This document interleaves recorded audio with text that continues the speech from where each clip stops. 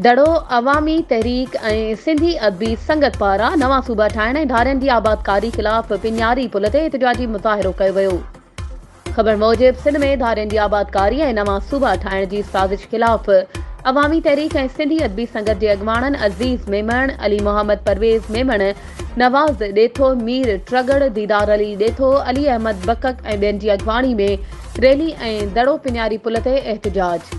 उन्हनि जो वधीक चवणु हो त मौजूदा हुक्मरान सिंध दुश्मन आहिनि, धारियुनि खे सिंध में आबाद करे खेनि अलॻि सूबो ठाहे ॾियण जी साज़िश करे रहिया आहिनि, जंहिंखे कंहिं बि सूरत में क़बूल न कंदासीं। अवामी तहरीक जा नज़रियाती वर्कर सिंध धरती जे हर इंच जी हिफ़ाज़त कंदा।